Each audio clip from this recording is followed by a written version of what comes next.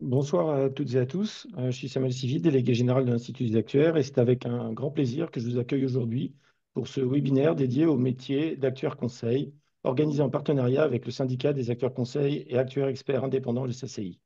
L'Institut des actuaires et le SACI partagent depuis de nombreuses années une vision commune, celle de promouvoir l'excellence de notre profession et d'accompagner l'évolution des métiers actuariels dans un environnement en constante mutation. Ce partenariat témoigne de notre engagement commun à servir les intérêts de tous les actuaires, qu'ils évoluent en entreprise, en cabinet de conseil ou en tant qu'experts indépendants. Le métier d'actuaire conseil occupe une place particulière dans notre écosystème professionnel. Face aux défis croissants auxquels sont confrontées les entreprises, transformation digitale, évolution réglementaire, nouveaux risques climatiques, révolution technologique, l'expertise indépendante et le conseil actuel n'ont jamais été aussi stratégiques. Aujourd'hui, nous avons la chance d'accueillir des membres du SACI qui vont partager avec nous leur expérience, leur parcours et leur vision du métier. Ils nous éclaireront sur les spécificités de l'exercice en conseil, les opportunités qu'il offre, mais aussi les défis qu'il représente. Que vous soyez étudiant, jeune diplômé cherchant à comprendre les différentes voies qui s'offrent à vous, actuaire en entreprise curieux de découvrir d'autres horizons, ou déjà actuaire conseil souhaitant enrichir votre réseau et vos perspectives, ce webinaire vous apportera des éclairages précieux. Je remercie chaleureusement Norbert Gautron, président du CCI, Alexandre Calle, Jean-Michel Clément et Nicolas Tillier pour leur disponibilité et leur engagement à partager leur expérience. Leur témoignage contribuera à mieux faire connaître cette facette essentielle de notre profession et à inspirer peut-être de nouvelles vocations. Sans plus attendre, je vous invite à découvrir ensemble les richesses et les spécificités du métier d'acteur conseil. La parole est maintenant aux experts qui vont nous guider dans cette exploration. Norbert, c'est à toi. Merci Samuel, merci. Je crois en fait que tu as tout dit sur ce que. Merci pour cette présentation très sympathique. Bonjour à tous, bonsoir à tous, pardon, c'est en ces fortes chaleurs. Avant de commencer, parce qu'on est très honoré au sein du SACI et pour les plus anciens qui font l'actuariat conseil depuis des années, on est très honoré de pouvoir en parler devant la communauté des actuaires. On en parle très fréquemment à l'Institut à longueur de temps. Merci d'avoir ouvert cette possibilité de parler d'un métier qui nous passionne tous et de pouvoir, comme tu l'as bien dit, de pouvoir, j'espère, susciter des vocations pour un métier, comme je dis souvent au bureau, passionnant. Voilà, juste avant de commencer, je pense qu'on va présenter chacun un tout petit peu plus. Jean-Michel, tu veux te présenter en quelques secondes?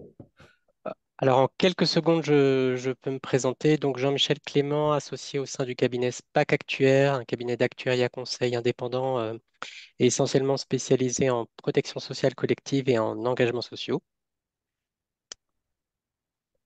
Alexandre. Et, Alors, et je, tra- ouais, vas-y, Jean-Michel, pardon. Oui. et je Tu veux travaille continuer? je travaille avec Alexandre Cal, donc je lui passe la main. Oui, bonjour à tous, Oui, c'est Alexandre voilà. Cal. Donc, je travaille chez SPAC Actuaire depuis 2010, où je suis associé depuis quelques années. Et voilà, donc je travaille avec Jean-Michel, mais pas sur les mêmes domaines, ce qu'on va voir tout à l'heure. Et moi, je suis Nicolas Tillier, je suis associé au cabinet Galéa depuis quelques années aussi. Après un parcours euh, pas rectiligne, disons, on en parlera un petit peu tout à l'heure.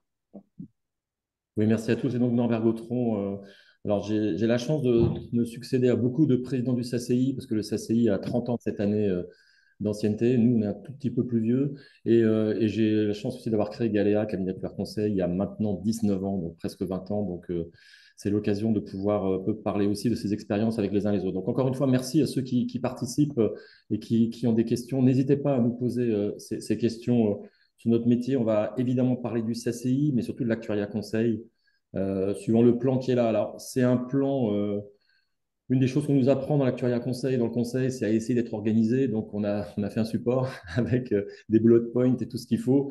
Ce qu'on souhaite au sein de l'Institut, c'est pouvoir répondre à vos questions sur ce métier. Donc, je crois que si je ne dis pas de bêtises, il y a un forum de discussion. Donc, n'hésitez pas à poser vos questions. Et plus ce sera interactif, mieux ce sera, en fait, à vrai dire. Donc, voilà, on parlera du syndicat, de la place de l'actuaire, de ce qu'on fait, de ce que sont les carrières, les enjeux du métier. Samuel l'a un peu évoqué comme tout le monde, évidemment, avec la transformation digitale, la data, mais pas que. Et puis, on espère avoir un max de questions pour essayer de guider. J'espère qu'il y a aussi des étudiants, parce qu'on est tous là dans nos intervenants investis auprès des formations en actuariat, avec plaisir. Donc, c'est aussi pour susciter des vocations. Voilà. Donc, là, pour présenter le syndicat très rapidement, et vous présenter le super kakémono qu'on a depuis quelques semaines. En fait, syndicat, c'est quoi notre mission? En fait, chacun des mots a vraiment de l'importance pour nous parce que on est super content de pouvoir discuter régulièrement entre concurrents et néanmoins amis. C'est un vrai plaisir de discuter, bah, évidemment, là, avec Jean-Michel et Alexandre, mais souvent entre nous. Et on veut vraiment promouvoir l'actuariat conseil de manière indépendante. Donc ça, c'est un luxe pour nous, dans notre métier, d'être indépendant, de pouvoir avoir des positions qui parfois nous valent quelques discussions franches et vives avec d'autres éminents collègues de l'Institut ou pas, avec des commissaires aux comptes, avec pas mal de sujets, mais néanmoins, tant qu'on a sur nos bases actuarielles solides, on peut discuter. Voilà, donc ça, c'est ce qu'on veut, indépendant, au service d'abord et avant tout de notre client. Ça, c'est important aussi, on y reviendra. Pourquoi un syndicat? Les promoteurs, vous avez dit, le syndicat, c'est un syndicat professionnel, c'est un syndicat qui est là pour aussi défendre les actuaires conseils, leur métier, leurs spécificités, pouvoir appliquer aussi des règles de déontologie propres qui renforcent encore celles de l'Institut, qui sont déjà pas mal. Et puis, trouver des documents techniques. Alors, vous savez tous, il y a des NPA, des normes de pratique et ce genre de choses à l'Institut. Bon, bah, nous, on a aussi nos normes de pratique d'actuaires conseils qui répondent à certains de nos enjeux, en fait, sur nos métiers. Voilà, la confraternité, on l'a mis, c'est sincère. En fait, il y a vraiment, pour les personnes qui interviennent, je pense qu'il y a un respect réciproque, on va même lâcher parfois de l'amitié, soyons fous. Et c'est un vrai plaisir de pouvoir travailler et d'échanger entre nous. Alors, qu'est-ce qu'on fait en pratique? Euh, Encore une fois, on se voit souvent et on discute de différents sujets. On essaye on va dire de trouver le temps parmi nos métiers et puis des groupes de travail de l'Institut aussi dans lesquels on peut tous intervenir. On essaye de discuter de beaucoup de choses.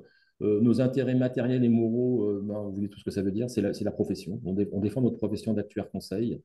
Et puis, on a différents travaux. J'ai évoqué des petites normes de pratique, des choses comme ça. Je pense que Jean-Michel et Alexandre parleront aussi de la courbe Beto. On a une courbe Beto qui est faite, qui est très intéressante parce que ça permet aux actuaires conseils de discuter fermement face au commissaire aux comptes pour défendre notre position de ce que doit être un taux d'actualisation dans certaines missions. Voilà, ça peut paraître idiot, mais enfin, pour ceux qui font de l'assurance, on sait tous que le taux, c'est quand même la base de beaucoup de choses. Et donc, avoir une courbe de taux sur laquelle on peut discuter, ça nous a souvent sauvé la mise. Mais je crois qu'encore une fois, Jean-Michel et Alexandre sont ceux qui en parlent le mieux.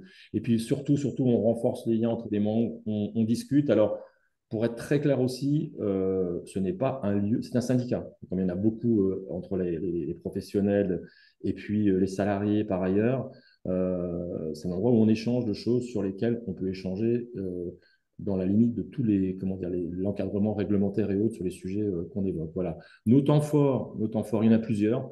C'est le conseil syndical. On se réunit régulièrement pour discuter. Parfois, ça nous arrive de dîner et tout. On reste raisonnable en général. Je crois qu'on est plutôt sérieux, mais c'est des moments sympas. On reçoit aussi des dirigeants, présidents, vice-présidents de l'Institut des actuaires pour pouvoir discuter des collaborations. Nous sommes une sous-partie, une section de l'Institut des actuaires et ça permet de discuter, encore une fois aussi, de notre métier. Et puis surtout, notre gros temps fort, jusqu'à il y a 2 ans, c'était nos journées de Deauville, en fait, qui se sont transformées peu à peu en notre journée à Paris en septembre, le 18 septembre. Voilà, c'est vraiment un club, je dirais, on est 60-70 inscrits, c'est ce qu'on vise. On ne cherche pas du tout à faire concurrence à l'énorme succès du congrès. Encore bravo à ceux qui l'ont organisé, il y avait 1300 personnes, si je ne dis pas de bêtises. Nous, c'est vraiment un endroit où à la rentrée, on discute. On a des intervenants de grands noms, on vous montrera un peu tout ça tout à l'heure. Et donc, ça nous permet en fait de nous réunir et de bien commencer l'année sur ce gros temps fort et de rythmer après nos échanges. Voilà grosso modo le syndicat, ce qu'on fait. Juste pour donner quelques chiffres et donner quelques noms, ce qui m'a un peu, en répétant, un peu surpris, il y avait une super enquête qui avait été faite par l'Institut en 2023. Bon, je pense que les gens se sont en général précipités sur le volet rémunération, mais il y avait d'autres informations aussi assez intéressantes du style, en fait, quel est le podium des postes occupés par les actuaires, en fait. Et on voit que le conseil en actuariat, c'est un petit 20%. Donc voilà, donc si vous dites qu'on est à peu près, allez, je fais attention, Samuel va corriger, mais on est un peu plus de 5000 actuaires. Si j'extrapole cette vingtaine de pourcents qui était obtenue sur 1000, je crois, mais enfin bon, ça fait à peu près 1000 actuaires qui font du conseil actuariel.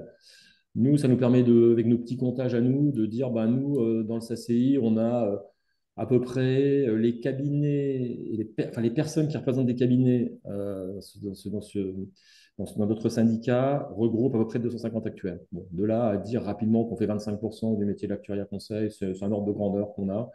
Voilà. Et vous avez là les listes des membres du conseil syndical, donc les cabinets euh, qui réaffirment leur indépendance et donc avec des gens qui sont très impliqués dans le conseil syndical. Donc vous retrouvez des noms, je pense que tout le monde côtoie, enfin j'espère en tous les cas, fréquemment dans vos sociétés diverses et variées. Voilà un peu pour les grandes stats un petit peu de ce que l'on est. Donc on a une, je veux dire, une belle représentativité pour un syndicat professionnel. Voilà un petit peu sur notre sujet. Voilà. Là, je crois que je vais suffisamment présenter le syndicat pour passer la main, je crois, Alexandre. Oui, merci Norbert. Alors, on va revenir un petit peu plus sur nos expériences respectives de chacun. Donc, comme je vous le disais tout à l'heure, je suis arrivé à SPAC après l'ISFA, donc en 2010. J'ai travaillé sur quand même pas mal de sujets, mais néanmoins, quand même, depuis, je me suis un peu spécialisé. Alors, tout ce qui est effectivement valorisation des engagements, au sens large, que ce soit les engagements sociaux, je ne vais pas trop en parler, ou des valorisations purement financières, ça peut arriver aussi. Et la deuxième composante, c'est plus un domaine où j'opère beaucoup, notamment ces dernières années, euh, sur la retraite. Et donc tout ce qui est projection des équilibres des régimes de retraite, que ce soit des régimes en France ou ailleurs. Euh, voilà, donc ça nous a occupé et ça nous occupe quand même pas mal de temps sur l'année. Sur ces deux composantes-là, en tout cas à titre personnel, je suis principalement occupé sur ces deux domaines-là. Alors, en termes de domaine, alors c'est principalement assurance vie, protection sociale, retraite collective euh, et engagements sociaux. Mais en face de nous, il faut avoir en tête qu'en fonction des sujets, on va vraiment avoir beaucoup de personnalités différentes et puis surtout des personnes qui n'ont pas les mêmes rôles dans une société. Et notamment, en termes d'allocuteurs, on va, quand on intervient pour une société privée, quand on valorise des engagements, quels qu'ils soient, ça peut être des passifs sociaux, des engagements à l'égard des salariés ou à destination d'autres tiers. Et dans ces cas-là, bah, on peut souvent avoir affaire au DAF directement. On peut avoir affaire en amont ou en aval des évaluations au commissaire aux comptes. Est-ce qu'on se met d'accord en amont? Est-ce qu'on vérifie qu'on est dans les clous en aval? Vraiment, ça dépend des clients, ça dépend un peu de la nature des engagements. Donc, sur ces sujets où on travaille les entreprises privées, vraiment beaucoup d'interlocuteurs très différents. Ça peut aussi être parfois des organisations syndicales. Donc, on a dans le métier d'actuaire conseil, finalement, au-delà de la technique, c'est pas l'objet aujourd'hui de rentrer là-dedans, mais de facto, on doit adapter finalement le discours d'une haute technicité à des gens en face qui ne sont pas forcément spécialistes. Et ça, c'est un aspect effectivement que moi, en tout cas, j'aime bien. C'est un peu de la vulgarisation, essayer de rendre accessibles des concepts qui sont parfois un peu techniques, mais quand ils sont bien expliqués avec des petites simplifications, généralement ça passe très bien. Voilà, donc et sinon en retraite, alors en retraite, c'est aussi une pluralité on va dire, des interlocuteurs, mais il y a aussi une dimension bien supérieure, je trouve, en politique, dans la mesure où, en face de vous, vous devez produire donc des chiffrages qui permettent une aide décisionnelle pour les décideurs des régimes. Que ce soit côté patronat ou côté salarié. Le but du lecteur conseil, ce n'est pas d'orienter les chiffres à gauche ou à droite, mais c'est vraiment d'être indépendant, objectif, et donc de présenter des choses qui soient entendables par tous, justifiées et robuste. Et donc, ici encore, il faut, notamment dans le cas des retraites, sujet vraiment qui tient à cœur à la plupart des Français, bah, faire attention à comment est-ce qu'on peut présenter certaines choses, parce qu'il peut y avoir plusieurs façons de présenter un même résultat. Et in fine, ça reste une composante où on a finalement 50% de fond et 50% de forme, parce que c'est bien d'avoir des résultats, mais si on ne sait pas les expliquer, ça sert un petit peu à rien. Donc, ce qui me plaît aussi en retraite, effectivement, c'est cet histoire un peu, cet aspect un petit peu où on ne fait pas que de la technique. On est là aussi pour redescendre parfois et expliquer de façon pédagogique à des gens qui ne sont pas des professionnels de l'actuariat. Et généralement, ça se passe très bien. voilà, je vais laisser peut-être la parole à Jean-Michel pour poursuivre. Eh ben, avec plaisir. Donc, comme on l'avait dit tout à l'heure, je suis comme Alexandre associé au cabinet d'actuariat SPAC Actuaire. Donc, mon parcours est un peu particulier dans la mesure où j'ai commencé à la SPAC en tant que stagiaire, puis alternant, puis salarié, puis associé. Donc, j'ai vraiment passé toute ma vie professionnelle au sein de ce cabinet d'actuariat conseil. Euh, et donc, au fur et à mesure, je me suis spécialisé. Alors, contrairement à Alexandre, au début, j'ai commencé par la retraite et au fur et à mesure, je me suis dirigé vers la prévoyance santé avec un peu de dépendance. Et, euh, et donc, ça se traduit comment? Ça se traduit sous deux aspects. Alors, d'une part, je vais travailler je vais assister les organismes institutionnels pour tout ce qui est leur clôture de compte et euh, l'ensemble du pilotage de leurs résultats, de la tarification des produits à l'évaluation des engagements, jusqu'à l'accompagnement avec les autorités de tutelle. Et d'autre part, j'ai aussi un aspect où je peux avoir des intervenants complètement différents lorsque je peux être amené à suivre des régimes de prévoyance santé dans le cadre de commissions paritaires qui réunissent les partenaires sociaux. Donc, Alexandre parlait justement de la diversité des interlocuteurs. Ben là, on est un peu en plein dedans, hein, parce que d'une part, on doit expliquer devant un syndicat, des syndicats, pourquoi les résultats sont comme ça, pourquoi ils vont être comme ça dans 5 ans. On doit l'expliquer aussi, donc parfois à des directions générales, parfois donc de manière plus précise. On doit l'expliquer parfois à des autorités de tutelle.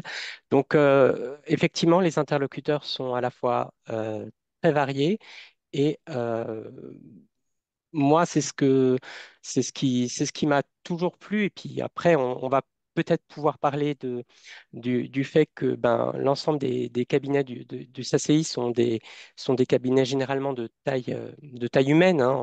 On est sur des petites structures, hein. On fait presque de l'artisanat où on fait un peu de tout. Et ça, je trouve que c'est une belle plus-value, en tout cas, par rapport à d'autres entreprises. Peut-être, Jean-Michel, je Oui? profite d'une question, parce que je vois apparaître des questions. Merci déjà à ceux qui les posent. Je vois une question, première question de Roméo, en fait, qui pose la question, qui dit qu'il y a de plus en plus d'actuaires indépendants. Bon, je rebondis sur ce que tu dis sur la taille, etc., Mm. d'auto-entrepreneurs. Comment est-ce que le CCI vit cette transformation du marché? Qu'est-ce qui est fait pour accompagner, promouvoir leur visibilité, contrôler, etc., etc. Ça, merci de la question, parce que je ne l'ai pas dit en préambule. Le CCI, il y a des indépendants, hein. Il y a des indépendants. Le CCI est Oui. complètement ouvert aux indépendants. Et une des raisons pour lesquelles on a fait aussi ce webinaire, c'est de le faire savoir. Donc, pour le contrôler, alors nous, on ne contrôle, si je peux utiliser le mot, que les gens qui sont membres du SACI. Donc, on propose d'être membre du SACI. On avait même pensé aux indépendants. L'adhésion, je peux vous dire, c'est facile de retenir, c'est 76 euros pour 2026. Donc, puis si vous arrivez avant la fin de l'année, on vous fait même la fin 2025 gratuit. Je m'engage, je m'engage à fond. Mais du coup, voilà, le but, c'est de dire aux indépendants, venez discuter avec nous. On discutera, on verra vos problématiques, on confrontera, vous aurez sûrement des choses à apprendre et nous aussi. Voilà. Bon, maintenant, c'est clair que si on a un indépendant, pardon, je vais revenir sur l'indépendance. Si on a oui, un indépendant qui vient, qui nous dit, moi, je ne veux pas prendre de responsabilité civile pour couvrir l'activité, je ne veux pas respecter votre norme de pratique, machin, un truc, on discutera, quoi. C'est ça le sujet. Donc, on espère que tout le monde adhère, mais c'est au contraire complètement ouvert et on est prêt à discuter avec vous. Voilà, ça, si vous voulez, je ne sais pas si vous voulez, Nicolas, Alexandre, Jean-Michel, compléter ce que je dis, mais c'est vraiment, enfin, on serait heureux de vous accueillir. Ça, Non, c'est non, c'est très vrai, d'autant que dans SACI, il y a le I de indépendant. Donc, oui, ouais, voilà. exactement. Donc, on trouverait dommage, enfin, qu'on s'enrichisse pas de nos échanges. Et il y a une deuxième question passionnante Et aussi. justement, à propos d'indépendant, ouais, voilà. Ouais, voilà, et sur Indépendant, on nous dit, merci pour la question. Alors, c'est Alexandre, je crois. Vous expliquez que cet objectif de ceci est de promouvoir un actuariat conseil véritablement indépendant. Qu'est-ce que, selon vous, un actuariat conseil non indépendant? Vous avez 5 minutes pour répondre, si vous voulez. Non, c'est que l'indépendance, c'est évidemment très compliqué. C'est clair que si vous avez une compagnie d'assurance qui est actionnaire à 100% de votre structure et que vous travaillez pour d'autres, vous êtes un peu moins indépendant. Si vous avez un seul client qui représente 100% de votre activité, vous êtes moins indépendant. Donc les critères d'indépendance, on pourra en reparler 2 minutes. Il y a des critères d'indépendance capitalistique, économique, etc., etc. Être indépendant, nous, on s'est beaucoup inspiré chez Galéa, mais chez d'autres aussi, de ce que font les avocats avec qui on travaille. Donc, on a des critères entre nous. On vérifie que nos plus gros clients n'ont pas la capacité de nous dire si vous ne faites pas ce qu'on dit, eh ben, on vous lâche. Ben, nous, on a déjà eu des sujets comme ça. Ben, lâchez-nous, en fait. Lâchez-nous. C'est ça l'indépendance, c'est pouvoir affirmer les positions qu'on a à affirmer. De temps en temps, on a des conflits d'intérêts. C'est-à-dire on peut Oui. parfois avoir un client qui nous demande quelque chose alors qu'on travaille pour l'autre personne. Et ben, la meilleure façon de résoudre les conflits d'intérêts dans un premier temps, c'est de dire aux parties concernées, vous savez, on bosse pour l'un pour l'autre. Et vous savez pas, ça nous est souvent arrivé que les deux parties nous disent, ah non, mais il n'y a pas de problème, bossez pour nous deux en même temps. Voilà, ça nous est aussi arrivé. Donc les intérêts, Et, les conflits. juste petite précision, je me permets de te couper, Norbert, c'est par rapport au code de déontologie, c'est que le SACI, c'est créer un code de déontologie justement qui traite en particulier des histoires de conflits d'intérêts qui sont aussi, qui font partie du métier, hein, forcément, puisqu'on est conseil et on peut être amené à être de temps en temps en conflit d'intérêts. Puis je pense aussi, Norbert, si je peux me permettre de compléter ce que tu dis, l'indépendance, elle trouve aussi à s'exercer dans la façon dont on est rémunéré. C'est que nous, effectivement, on est rémunéré Mm. pour défendre les intérêts de nos clients dans le cadre d'une rémunération qui est convenue avec lui. Ça, je pense que c'est important. Et puis le dernier point pour ce sujet-là, Jean-Michel l'a bien dit, on est des cabinets à taille humaine, souvent détenus par des actionnaires situés sur le territoire français. Si on commence à blaguer avec l'indépendance sur notre marché, excusez-moi l'expression, on est mort. Voilà. Donc c'est notre qualité, c'est notre image.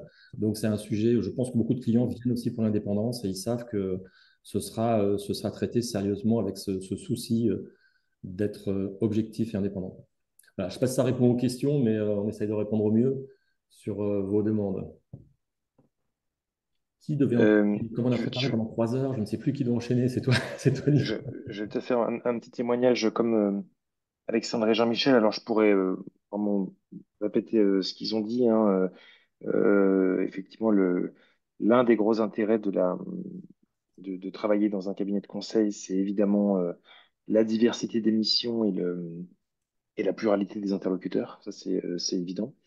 Euh, le, Moi, si je peux vous partager une expérience personnelle, si je devais résumer ma vie, qui est Non, non, passionnante non, d'ailleurs, non. qui est passionnante, c'est qu'effectivement, moi, contrairement à mes deux confrères, moi, je suis pas né dans l'actuariat conseil, puisque avant d'être actuaire conseil, euh, LinkedIn s'est chargé de me rappeler aujourd'hui que ça fait 8 ans.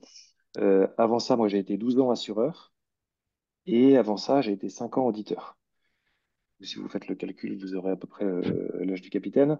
Et en fait, par rapport à ces deux phases précédant l'actuariat conseil, moi je voyais deux inconvénients. Alors après, il ne s'agit pas de juger des qualités et des défauts de chacune des carrières, hein, mais en tout cas, moi je voyais deux inconvénients quand on est auditeur dans un grand cabinet d'audit. Moi j'étais dans des grands cabinets d'audit. Alors, on a accès à des clients qui sont très importants, avec des parcours de formation qui sont très bien, ça c'est vrai. Il y a une petite difficulté pour l'actuaire, c'est arriver à s'imposer dans le dispositif global de la mission qui va venir équiper le client. Et en fait, en clair, hein, notamment dans l'audit légal, en général, c'est quand même le commissaire aux comptes qui porte la culotte, quand même en général. Et l'actuaire n'est que, je ne vais pas dire un supplétif, mais il est un sous-traitant, en fait, quelque part. Alors, ça a des aspects très confortables, mais clairement, on n'a pas la main sur la mission, ni sur le budget d'ailleurs, puisqu'en général, le budget, bon, il est discuté entre chefs, experts comptables et actuaires associés, mais c'est quand même l'expert comptable, hein, qui décide. Donc ça, c'est la première chose que je trouvais moi un petit peu dommage, mais en rappelant, bien sûr, hein, moi, tout ce que j'ai appris dans ce cabinet. Et puis quand j'ai été assureur, moi j'ai eu la chance de travailler 12 ans chez un très gros assureurs spécialisés en retraite supplémentaire. Alors là, l'avantage, c'est que vraiment, on fait un métier qui est très spécifique, très précis. On va à la mine, hein, évidemment, on a les mains dans le cambouis. Mais il y a une autre difficulté qui est un petit peu la même que celle que j'ai dite, c'est que l'actuaire, à quel moment est-il vraiment en face du client? En général, dans les compagnies d'assurance, vous avez toujours une direction commerciale qui est là, qui essaye, qui appelle l'actuaire lorsque c'est nécessaire parce qu'il y a des calculs à faire, parce qu'il y a des modélisations, etc., etc. Mais vous n'êtes pas non plus maître finalement de la relation que vous avez avec votre client. Et puis surtout, le point, c'est que vous êtes évidemment cantonné dans la spécialité en général assez précise que fait votre employeur qui est assureur. Et donc, par définition, s'il est assureur, il ne fait pas n'importe quoi.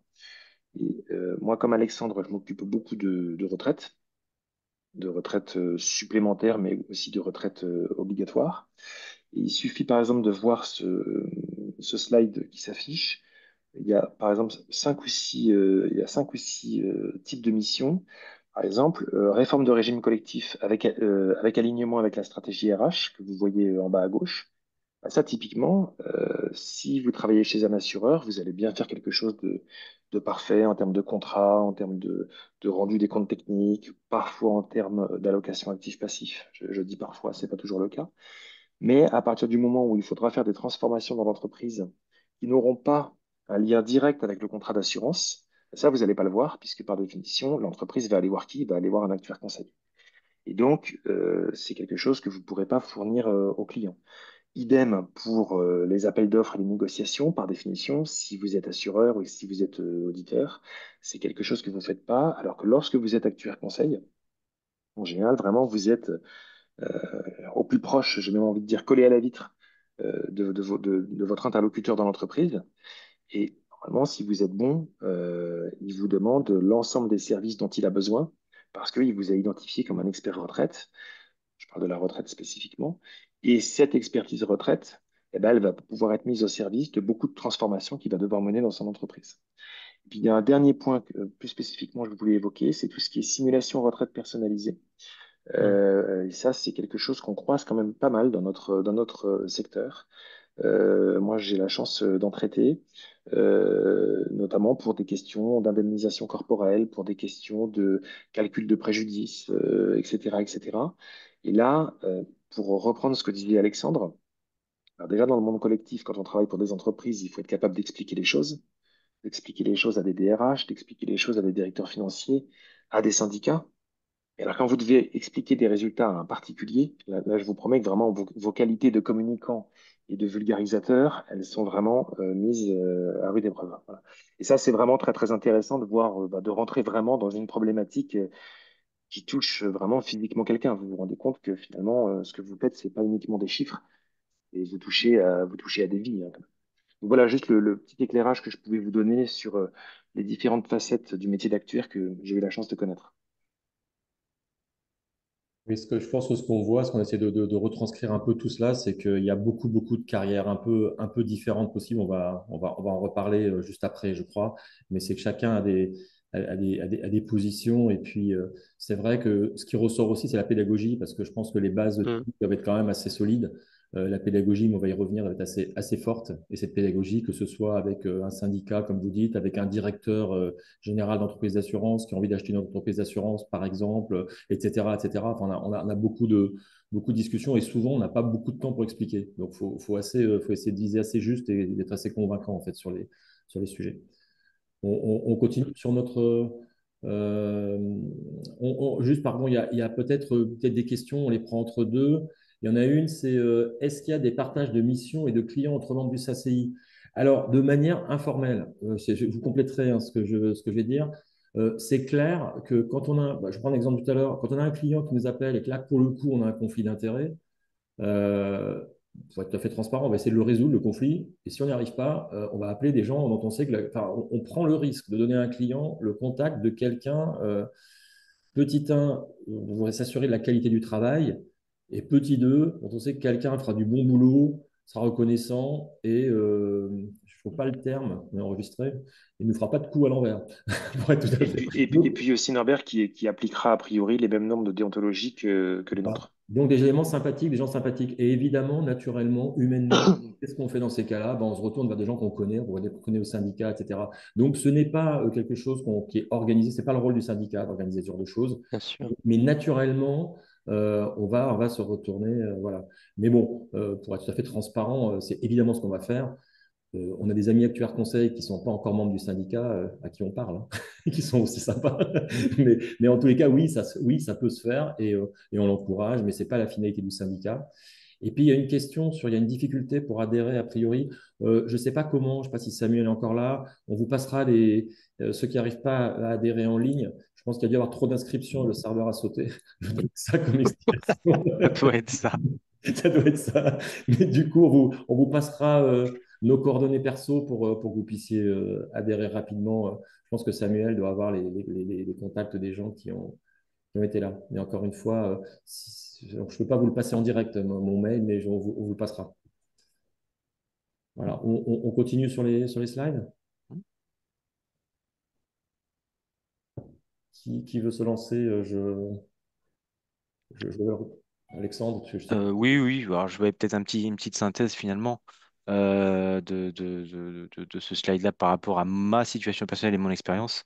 Je vous l'ai déjà dit, la diversité des missions. Alors, je vais mettre un petit bémol là-dessus parce que finalement, c'est au choix. C'est Ouais. enfin, le consultant, s'il veut faire le grand écart sur tous les sujets, ben, chez nous, on en a et alors, Mm. ils sont très occupés sur plein de sujets très différents et c'est ce qui les motive et il n'y a pas de problème pour faire ça. Et il y a des gens qui préfèrent plutôt devenir plutôt bah, se spécialiser. Et ça aussi, ça pose pas de problème. On a besoin on va dire, de têtes de gondole qui permettent d'organiser un sujet de mission au sein du cabinet ou autre. Donc, sur la diversité des missions, oui, à 100%, mais c'est pas une obligation et on peut tout à fait bah, se cantonner, on va dire, à au moins deux sujets, j'imagine, parce qu'un sujet, ça peut être compliqué. Mais effectivement, diversité des missions. Je vous le disais tout à l'heure, il faut des expertises techniques. Bon, je pense que si vous êtes là, vous savez à peu près bah, quelles sont les études pour faire actuaire, mais aussi les compétences comportementales, comme on vous l'a dit tout à l'heure. Vous avez affaire à des DRH, à des commissaires aux comptes, à des clients individuels. Chacun a sa sensibilité, chacun a son propre vocabulaire, et c'est à l'actuaire finalement bah, de s'imprégner du vocabulaire de la personne en face pour essayer d'être le plus efficace possible dans sa restitution des résultats. Indépendant et polyvalent. Alors, Norbert a largement insisté sur le terme indépendant. Polyvalent, c'est vrai que en lecture conseil, alors aujourd'hui c'est peut-être, enfin c'est toujours le cas, mais en tout cas à l'époque ça me laissait plus de marques. Aujourd'hui je fais plus attention, c'est que il y a des journées on ne sait pas ce qui va se passer, mais on sait qu'on va être occupé du matin au soir. Alors polyvalence, ça traduit un peu ça, c'est que vous êtes sur des sujets il peut arriver que un lundi, un mardi ou un vendredi, un sujet tombe. Alors, vous ne devez pas le faire ça dans l'heure, mais il va falloir effectivement, bah, vous êtes sur des sujets retraite, bah, éventuellement faire de la santé en parallèle ou des engagements sociaux ou autres. Donc effectivement, il faut être un peu polyvalent en lecture et conseil. Et donc les profils monotâches, généralement, on en compte pas trop. Mm. Euh, alors, parcours évolutif, ben, je pense que ce soit Nicolas, Jean-Michel ou moi, on est tous l'exemple. Bah, on a commencé en tant que salarié. Enfin, moi, en tant que, bah, comme Jean-Michel, en tant qu'alternant, stagiaire même, stagiaire, alternance. Euh, et donc, si ça se passe bien entre le consultant et la direction et que le capital est ouvert, généralement, le but, ou en tout cas la volonté c'est pas toujours le cas, mais la volonté des parties, c'est que, bah, à terme, éventuellement, un consultant qui veut poursuivre le conseil, qui a trouvé sa place et qui est bien intégré et tout se passe bien, c'est qu'il passe éventuellement associé au bout de quelques années. Alors, il n'y a pas de durée minimum, il n'y a pas de durée maximum, ça dépend vraiment des profils et du cabinet aussi. Mais voilà, vous avez vraiment une évolution au sein des structures.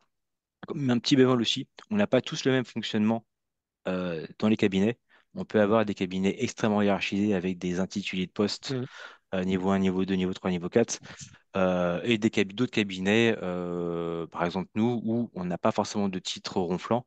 On est tous à la même enseigne. Je pense que c'est la plupart des cabinets de taille humaine, c'est qu'on n'a pas forcément besoin d'avoir des titres. On est tous à la même enseigne et, c'est vraiment enfin, pour nous un avantage de finalement pas avoir de différence d'étiquette a priori pendant l'émission. Je pense que ce que tu dis, c'est important. Si j'en un ou deux points, je pense que dans les Mm. compétences comportementales, alors comme on est un syndicat français, on a évité le soft skills, entre guillemets, mais c'est assez fondamental. Moi, si je devais en souligner une, c'est l'empathie, en fait. On est au service du client. Donc, Ouais. si on est en empathie un minimum avec le client, et ça, franchement, chez un consultant, ça se voit assez vite. Oui. On est là pour rendre service au client. Enfin, et je dis souvent, et on a la chance d'être bien payé pour rendre service. Bon, si avec un peu de bol, on aime bien ce qu'on fait, enfin, c'est un gros bonheur. Donc, du coup, mais on est là pour rendre service. Donc, il faut rendre service, ça veut dire écouter l'autre et savoir quels sont ses besoins. Et ces besoins sont parfois très simples. Donc, c'est ça le sujet je pense, dans la compétence comportementale. Et autre point, moi, qui m'a marqué, évidemment, quand on a un départ d'un cabinet avec quelqu'un qui s'entendait bien, etc., on se dit, bon, ouais, pourquoi, etc. Mais ce que je constate, Nicolas, tu diras pour chez nous, mais chez vous, c'est pareil, c'est que ceux qui sont partis, déjà, ont énormément d'offres, et plutôt ceux qui veulent, faut être clair, soit certains veulent se dire, non, mais maintenant, je veux un peu lever le pied parce que j'ai travaillé, ils trouvent. Ceux qui veulent prendre plus de responsabilités en compagnie, ils trouvent aussi. Donc, quelque part, c'est une sorte de fierté de dire, bah, finalement, je ne vais pas dire qu'on a été un tremplin pour certains, mais en tous les cas, on n'a jamais été un frein. Donc, ça permet aux gens Ouais, ça, c'est sûr. finalement, Ouais. d'avoir le luxe d'avoir le choix, en fait, Mm. de ce qu'ils veulent par la suite. Ça, c'était l'accès à des postes euh, avec des responsabilités à l'extérieur. Voilà, il y aurait beaucoup, beaucoup de choses à dire, mais ce qu'a dit Mais, Alexandre aussi, c'est qu'ils ont le choix, les gens ont le choix, les consultants, voilà. Juste mais on- peut-être, il y a un terme qui n'est pas sur cette page et qui est peut-être à mon avis important, c'est le terme de flexibilité. Enfin, qui rejoint un peu ce que tu as dit Norbert sur l'empathie avec le client, etc. Mais je pense que dans notre métier, on n'est pas uniquement faiseur de chiffres, voilà. On est ça, évidemment, parce qu'on est actuaire, hein, ça, on se refait pas. Mais on est également formateur. On est également, effectivement, à l'écoute. On essaye de décrypter. Parfois, le client n'arrive pas à exprimer son propre besoin, en fait, hein. C'est aussi ça. On est un peu Parfois, des accouches. il sait même pas ce dont il a besoin et il vient nous questionner pour l'aider à s'aiguiller, Voilà, donc effectivement. c'est la maïotique de l'actuariat. On est des Socrates de l'actuariat, c'est ça, en toute modestie. Mais Joli. voilà, je pense que le terme de flexibilité, et puis, comme tu l'as dit, Alexandre, on peut avoir des journées où, effectivement, on va être dans le tunnel à faire quelque chose de très précis, etc. Puis d'autres journées où on va être plus au téléphone, on va plus parler avec des gens, on va animer une commission paritaire, etc. Voire Mm. parfois aider un client avec le régulateur. Et je pense que c'est vraiment cette diversité des tâches même au sein de la journée qui fait aussi l'intérêt de notre métier. Et qui fait qu'on s'ennuie pas. Ah, ça, c'est sûr. Ouais, c'est vrai. Une question un peu en lien avec tout ça, intéressante Mm. parce que là, quelle proportion du temps de travail est faite chez le client? Alors là, c'est très, très, très C'est variable variable. dans les cabinets, en fait, ouais. Suivant les cabinets, et nous, au sein d'un cabinet, chez nous, c'est variable aussi. C'est-à-dire qu'il y a des gens qui sont chez le client, qui aiment bien faire ça, les clients sont contents de les voir. Il y a des gens, et nous, on a une grosse proportion, qui passent l'essentiel de son temps au bureau ou en télétravail, parce qu'on a une forte part de télétravail. Nous, on est plutôt un cabinet où les gens sont. Il y a des gens qui sont encore une fois beaucoup chez le client, mais au global, il y a beaucoup de gens au cabinet chez nous. Je pense que chez vous, c'est pareil. Chez nous, de notre côté, on est en majorité quand même au bureau. On a finalement très peu de régie chez le client Euh, pour la plupart. Est-ce qu'on peut pas dire aussi que ça dépend peut-être un peu du type de clientèle Oui. qu'on a? Tout à fait. Dans la clientèle qu'on va dire institutionnelle, c'est-à-dire assurance, IP, mutuelle, etc., etc., je pense qu'il y a une plus forte proportion de temps de travail chez le client. Oui. Ne serait-ce que parce que parfois le consultant est obligé de se connecter sur le système d'information du client et le client veut l'avoir près de lui avec ce que ça lui coûte par jour, il veut l'avoir près de lui. Dans le monde de la protection sociale, nous, on est presque jamais chez le client, sauf justement pour ce qu'on a évoqué tout à l'heure, tout ce qui est les temps d'échange avec les responsables de l'entreprise, avec les partenaires sociaux, etc., etc. Et je pense que ça dépend vraiment beaucoup Du type d'activité. soit protection sociale, soit assurance quand même. Et donc la partie assurance qu'on a au bureau, je dirais dans la partie assurance, ça rejoint un peu le reste, ça dépend du type d'activité parce qu'il y a une partie des missions de conseil qui sont des missions opérationnelles. Opérationnelles, il faut être rapide. Il y a des missions, j'appelle ça pompeusement, et j'aime pas opposer, mais c'est juste pour catégoriser des missions un peu plus stratégiques, entre guillemets. où il y a des problèmes ponctuels. Et là, on fonctionne un peu comme les avocats, où on est en support de direction, etc. Donc, c'est très, très variable pour la partie assurance. Je dirais qu'en vieillissant, on est plutôt plus au bureau, chez les clients, dans des réunions, voilà, mais plus entre guillemets au bureau, pas en régie différemment, voilà. Mais c'est vrai qu'il y a une tendance, certaines structures qui ne sont pas présentes ici, sont très, très, très présentes, ont développé beaucoup la régie, c'est-à-dire la mise à disposition de personnel, qui est une forme de conseil aussi, hein, mais c'est très différent. Et d'ailleurs, qui peut être une forme très, très, très intéressante en termes de formation pour des jeunes, où on va dans les services, on apprend. Puis il faut être clair aussi, on se fait des réseaux, on voit des gens, on discute, on fait plein de choses. Donc, enfin, on oppose aucune, c'est très variable. Et là aussi, ça dépend des envies des uns des autres, en fait, à vrai dire. Au bout d'un moment, ça dépend des envies. Voilà, peut-être pour les carrières. Sur les enjeux, je commence à compléter. C'est sur les enjeux. C'est un vrai sujet. Enfin, moi, enfin, je pense que je vais être c'est peut-être la plus ancienneté de nous, pas sûr. Si, certains. En fait, dans le métier, sur l'expertise, à une époque, moi j'ai beaucoup regretté, être expert, c'est quasiment un gros mot en fait. Alors nous, comment ça s'appelle, le syndicat des actuaires conseils et des experts indépendants, c'est pas un gros mot en fait. Et on bâtit beaucoup de choses sur notre expertise. Maintenant, vous avez bien compris, l'expertise suffit pas. Quand vous discutez avec des dirigeants, etc., faut aller au-delà de son expertise. Mais l'expertise, pour nous, c'est important. Et on veut, au sein du syndicat, maintenir comment dire, l'expertise de haut niveau. Voilà. Alors, l'expertise de haut niveau, ça ne veut pas systématiquement dire des modèles actuariels les plus compliqués. On ne fait pas de la simulation stochastique partout, hein. Parfois, c'est juste inutile. Voilà. Donc, du coup, c'est vraiment une expertise de haut niveau, suivre les réglementations, je crois que ça a été répété là, suivre tout ce qui peut se passer dans des domaines sans cesse en évolution, comptable, comment dire, des risques, etc. Enfin bon, à l'Institut des actuaires, vous voyez, de data, évidemment, de la data. Voilà, ça c'est le premier point. Compétences relationnelles, on l'a évoqué assez fortement. Les enjeux ESG climatiques, évidemment, enfin ça c'est une vraie conviction. Il y a des thésards, on a la chance d'avoir un thésard, un docteur qui a travaillé sur ces sujets-là. Pour nous, c'est une vraie conviction. Enfin, c'est vraiment, on va profiter des chaleurs, etc. Mais bon, il y a des évidences sur ces sujets-là et on doit les traiter. Et l'Institut est à fond sur ces sujets et nous aussi. Maintenant, comment dire. Tout à l'heure, j'étais encore avec je peux pas trop dire, enfin, en formation avec une présidente de structure d'assurance. Elle me dit, mais comment je fais les actifs les plus performants? C'est pas forcément les actifs les plus verts, quoi, en fait. Donc, qu'est-ce que je fais concrètement? Bon, je ne vais pas dire ce qu'on a discuté, mais il faut se battre, il faut défendre des convictions et intégrer des modèles plus adaptés sur ces sujets-là. Voilà. Conseil indépendant, je pense qu'on en a beaucoup parlé. On va pas y revenir, mais il faut toujours rappeler ce que c'est. Donc, merci encore une fois des questions. Demande croissante de pilotage et de pédagogie. Pédagogie, on l'a dit. Pilotage, je crois qu'on a un rôle central à jouer, les actuaires. Enfin, franchement, je ne vais pas vous refaire l'article du métier, mais on est à la périphérie de beaucoup de choses, de l'économie, du droit, de la data, avec évidemment des mathématiques. On est des interlocuteurs de base pour parler de pilotage, que ce soit dans les régimes que vous avez évoqués, en retraite, en assurance. Enfin, en assurance, il faut quand même comprendre un résultat IFRS 17, il ne suffit pas de le sortir, il faut l'interpréter. Voilà, faut valoriser des boîtes d'assurance, il faut faire de l'actif passif. Tous ces sujets-là, il faut savoir piloter, c'est une évidence, mais il faut le rappeler, hein, pour ceux qui travaillent sur la retraite, le conclave n'a pas marché, et pourtant il y a des éléments de pilotage, il y a besoin de beaucoup de choses. Attirer et fidéliser les talents, on peut le dire. Enfin, là, on est enregistré, certes, mais enfin, les métiers d'expertise ne sont pas les métiers les plus flamboyants. Je ne sais pas s'il n'y a pas d'autres termes. On ne fait pas un métier à paillettes tous les jours, sauf dans certains afters peut-être. Disons qu'on publie peu sur TikTok, disons. Oui, voilà. Donc, on fait un métier, vaut mieux aimer. Alors, à une époque, on nous avait dit quel est le sens de votre métier. Enfin, moi, je rappelle quand même que quand on est en protection sociale, quand les gens ont des drames dans leur vie, c'est pas l'argent qui remplace, mais ça peut quand même faciliter des situations très transitives. Donc, le fait qu'on ait des régimes de protection sociale forts en France, forts avec les assureurs, solvables sur le long terme, je pense qu'on a, c'est pas grâce à nous, mais on est un peu là quand même aussi pour assurer ce genre de choses. Donc, on fait un métier quand même Exactement. qui a du sens. N'oublions pas, on ne fait pas qu'aligner des chiffres dans un tableur, hein. On fait un métier qui a du sens, on va rencontrer des gens à l'extérieur, on a un métier qui peut être utile. La retraite, c'est mieux qu'elle soit à des niveaux plus élevés. Les équilibres de nos régimes, c'est mieux que ça se passe comme il faut, etc., etc. Donc, moi, je tiens beaucoup à insister là-dessus. On a quand même un métier qui a beaucoup de sens. Les enjeux climatiques et autres, c'est-à-dire, si là-dessus, les actuaires, et notamment conseil, ne jouent pas un rôle, franchement, c'est un peu dommage, quoi. Voilà, la data, évidemment, évidemment.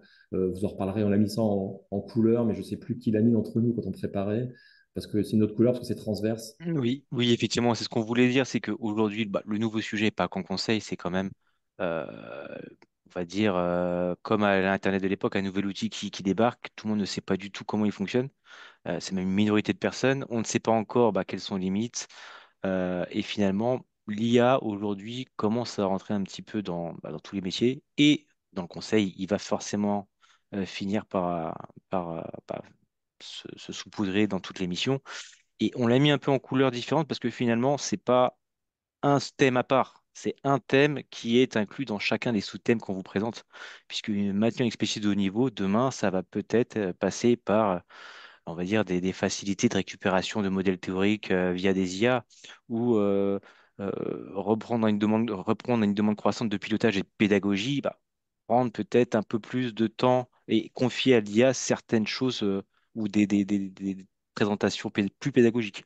Donc aujourd'hui, un des virages, parce qu'il y en a plusieurs, du conseil, c'est il y a un nouvel outil qui arrive et qui fait beaucoup de bruit. Comment est-ce qu'il va chambouler, parce que je pense que ça va quand même chambouler à terme, peut-être pas aujourd'hui, mais à terme, ça va chambouler notre façon de travailler. Et il faut l'avoir en tête aujourd'hui dans notre activité. Et on a à l'Institut Actuaire, enfin, je crois que ça fait Mm. plus de 10 ans maintenant que la formation à la data science avait été mise en place au départ, et qu'elle a évolué. On a des actuaires qui travaillent beaucoup sur ces sujets. Dans le conseil, on a aussi des gens, on l'a mis tout à l'heure, on n'a pas développé la case, mais des gens qui développent beaucoup sous Python, enfin, en termes de langage et autres. On a des gens qui sont très très bons, qui sont embarqués dans des équipes.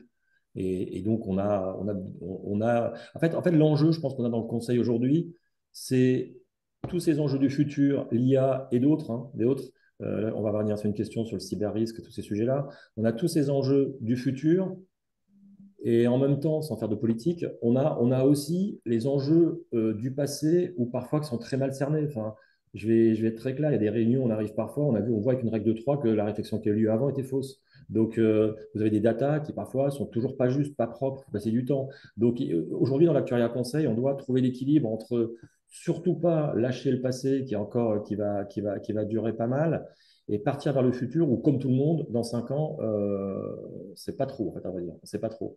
Donc, il faut être aux aguets, il faut toujours essayer des choses, mais pas lâcher trop vite non plus des missions classiques où il y a énormément de besoins de pédagogie, de compréhension, et en allant vite, c'est ça le sujet. Donc, et puis on a mis éthique, je crois, ici, mais vous le savez, à l'Institut actuel, il y a des gros, gros travaux. Moi, je me suis rendu compte avec ces travaux récents que ça nous est arrivé dans le passé, peut-être, avec des modèles qu'on utilisait, finalement, de faire des tarifs, là je passe en IRD, de faire des tarifs où l'air de rien, on reconstituait des variables interdites.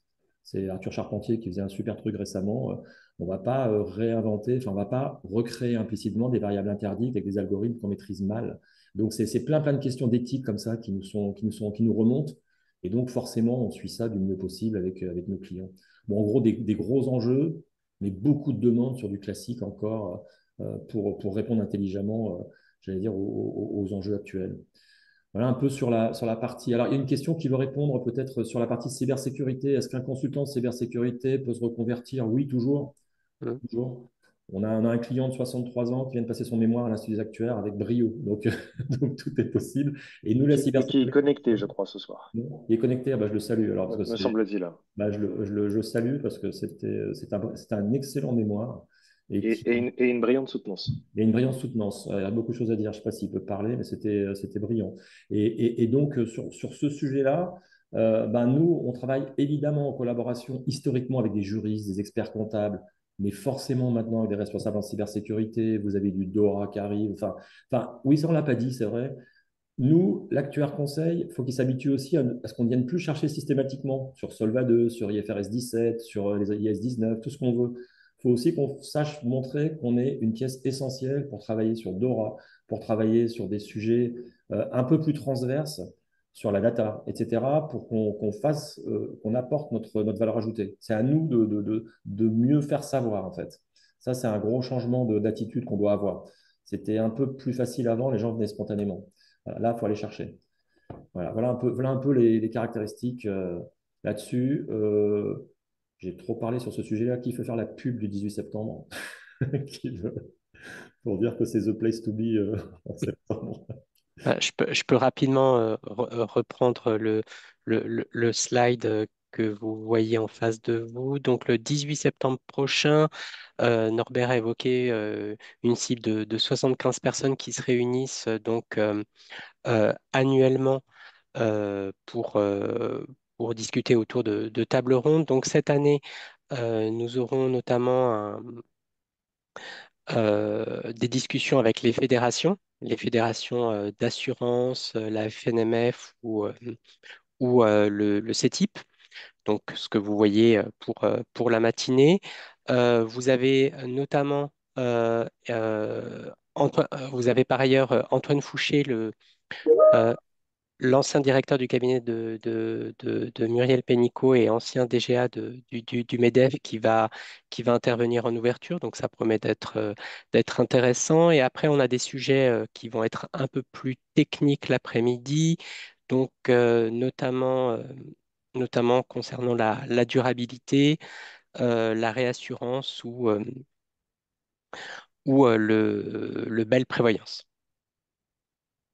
Et là, sur la réassurance, par exemple, c'est un sujet super intéressant parce que ça permet pour tout le monde de dire, bah, en gros, nous, on connaît tous un peu la réassurance, on fait des missions, on n'est pas au quotidien, donc là, on se forme aussi. Alors, je crois qu'on a des points PPC avec tout ça, évidemment, mais Je confirme. tu confirmes 500 points PPC, 10 ans Non. de points PPC. Non, et du coup, on souhaite à ce moment-là, avec les personnes qui sont là, qu'elles viennent nous expliquer un peu ce qui est un peu, comment dire, des montages un peu demandés, à la fois novateurs, mais aussi standards. Voilà. Soit Christophe ou Agnès nous expliqueront un peu tout ça. Je vois une question. Est-ce qu'on offre des outils administratifs de type comptabilité pour les indépendants? Non, mais on est capable de dire, tiens, les uns les autres, on a bossé avec tel expert comptable, y compris pour les indépendants, et il est bien, vas-y, tu verras, c'est bien.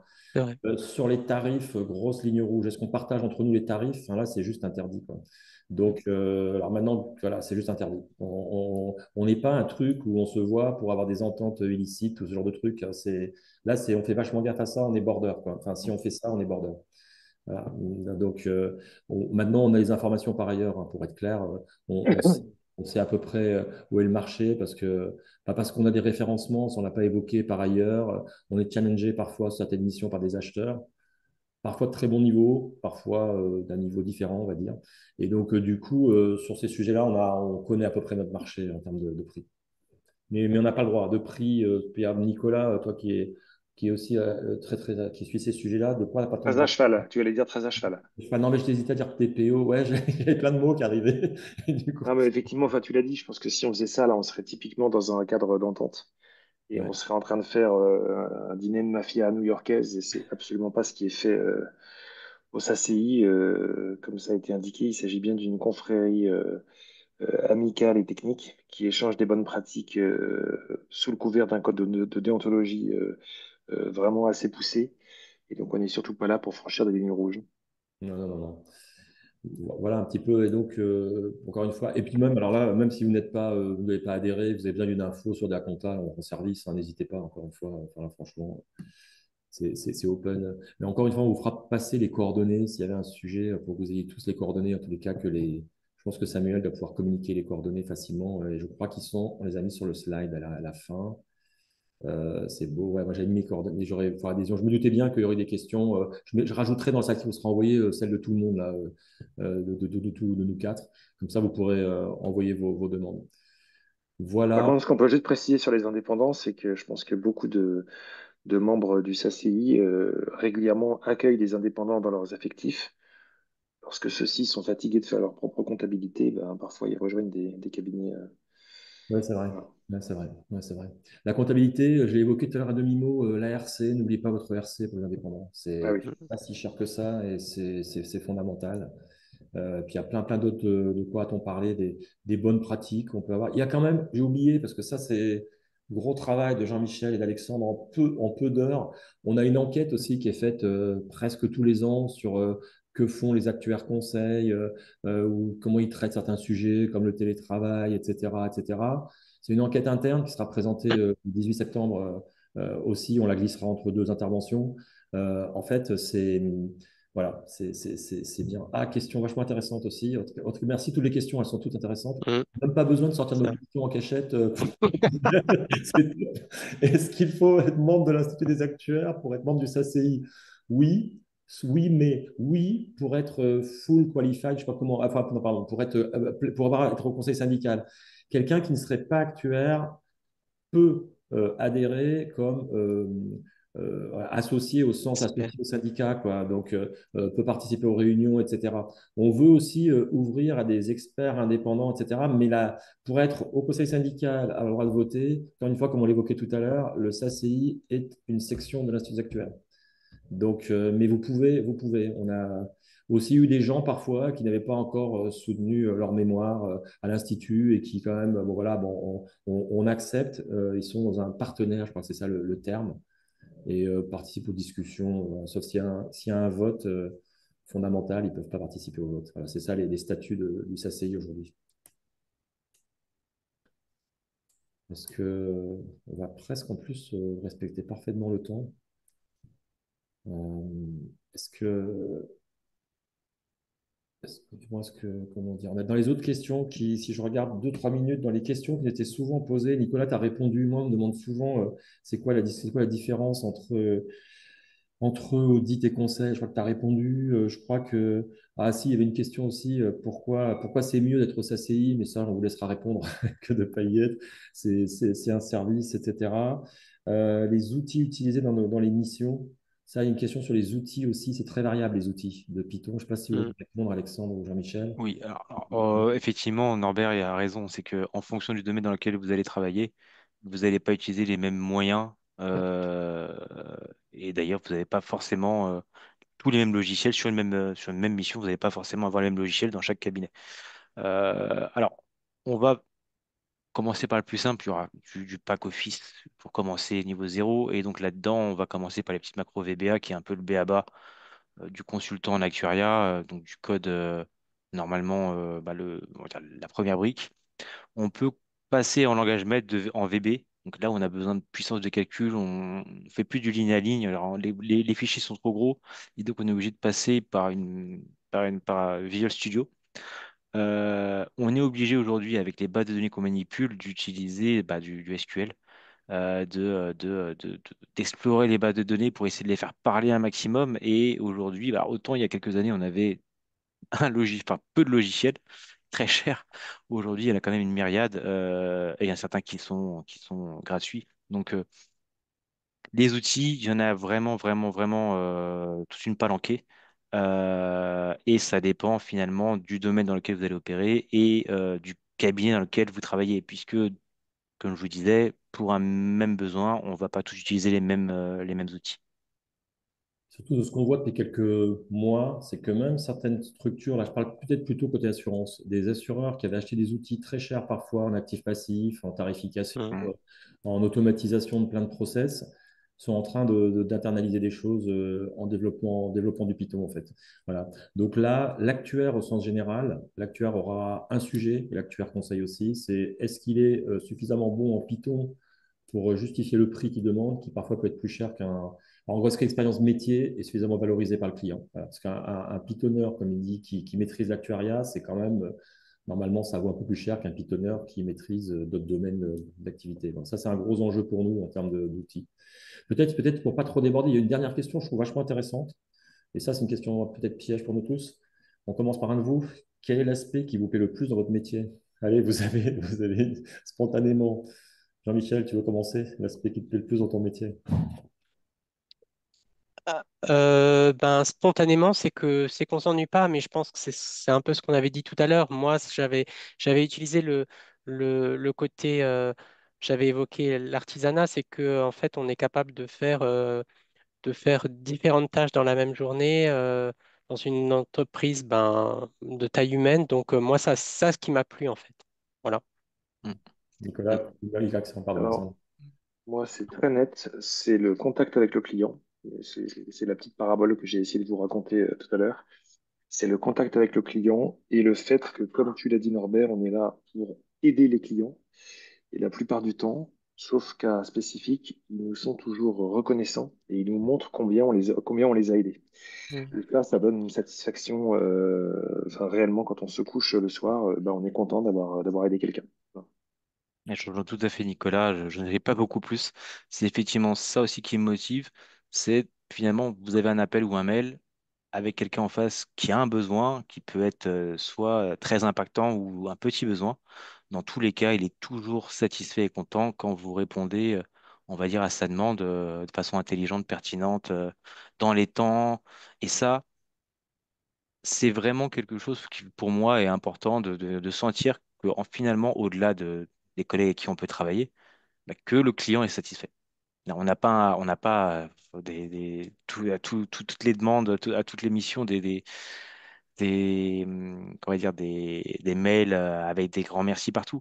Mais sur des sujets où on sait que le client sait qu'on a vraiment travaillé, pas forcément des heures et des heures, hein, mais sérieusement, qu'on a été percutant, objectif et qu'on a vraiment essayé, pas de cadrer le client, c'est pas le but, mais entre guillemets, de l'accompagner dans sa problématique et qu'à la fin, il vous remercie et qu'en plus, il va revenir vous voir la fois d'après. Voilà. Ouais, pour terminer, merci. Pour terminer, moi, je dirais, comme vous, plus je trouve qu'on a un métier où si on est passionné par un sujet, on y va, on travaille, on communique à l'institut, au SACI, aux clients. Et souvent, en termes, on entreprend et souvent, ça marche, en fait. Enfin, si ça, donc vous avez la possibilité de voir tout ce que vient de dire là en ayant, il y a un petit effort à faire, attention, on ne se tombe pas tout seul, mais 9 fois sur 10, ça marche. Donc, c'est extraordinaire enfin, dans le monde dans lequel on est. Donc, il suffit d'entreprendre, d'avancer et ça fonctionne. Voilà. Donc, ça, c'est un grand bonheur avec tout ce que vous avez dit là. Je ne veux pas trop déborder, il est 19h02. Donc, j'espère qu'on a répondu à vos attentes, qu'on vous a donner envie au moins de parler de ce beau métier et puis d'en parler autour de vous, de nous rejoindre au SACI aussi, ce serait top. Voilà, merci beaucoup et puis à bientôt sûrement dans la profession. De bonnes